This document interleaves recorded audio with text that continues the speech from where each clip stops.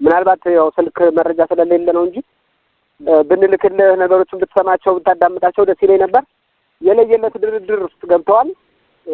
የለየለት ውይይት ውስጥ ገብተዋል። ከውይይት በኋላ ያው በቀኝ በግራ ጠላት ይሰለፋል። በመሀል እነሱ ይመጣሉ። ይወጉን ነው በግልጽ ይሄ የተደራደረ አካል ማለት ነው። ያው እንግዲህ ምናልባት መረጃው ያው ስልክ ስለማታገኝ አንተ ላይደርስህ ይችላል እንጂ አፋሕድ ወይም ደግሞ የእስክንድር ነጋ ቡድን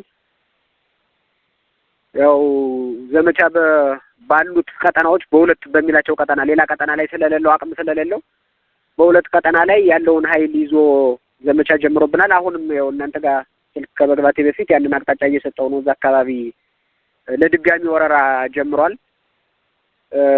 ከወሎ ከሸዋ ከጎጃም ያለውን ኃይል ይዞ ያለኝ የሚለውን በሙሉ ጠርቅሞ ደቡብ ጎንደር ላይ ነው አሁን ዘመቻ እያደረገብን ያለ።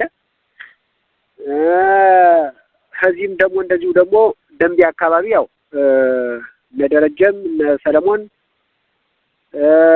እነመለሰም እንኳን ሳይቀሩ በጣም በሚያሳዝን ሁኔታ እነመለሰ ገበሬ እንኳን ሳይቀር ሰብስበው እንግዲህ ያለውን ኃይል እዛ አካባቢ ያለውን ታውቀዋለህ። ግን ገበሬ እንኳን ሰብስቦ 82 ሰው ነው የላከ መለሰ እንኳን ማለት ወደ ደንቢያ በጣም በሚያሳዝን ሁኔታ።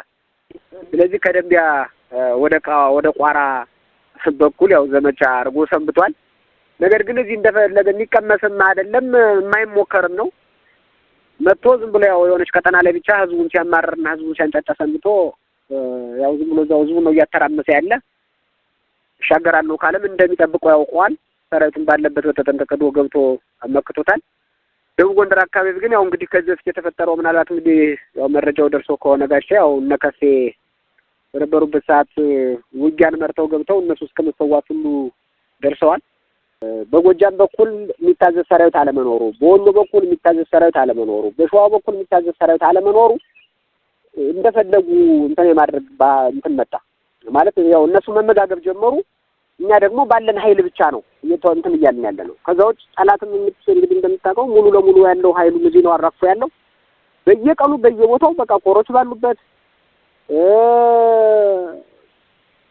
ክፍለ ጦሮች ባሉበት ብርጌዶች ባሉበት በየቀጠናው እያፈነፈነ እየሄደ ነው ዋጋ እያስከፈለ ያለና ምናልባት ያው ስልክ መረጃ ስለሌለ ነው እንጂ ብንልክልህ ነገሮችን ብትሰማቸው ብታዳምጣቸው ደስ ይለኝ ነበር።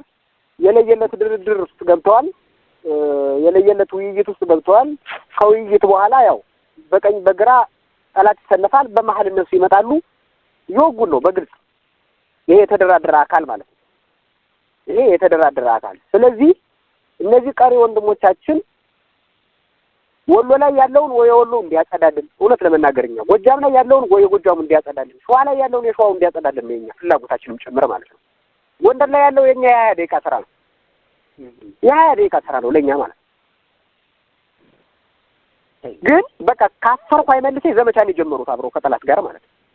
ከጠላት ጋር ነው አብረው የጀመሩት። ስለዚህ ይሄንንም የጭምር ለማጥፋት ችግሩ ያማራ ነው።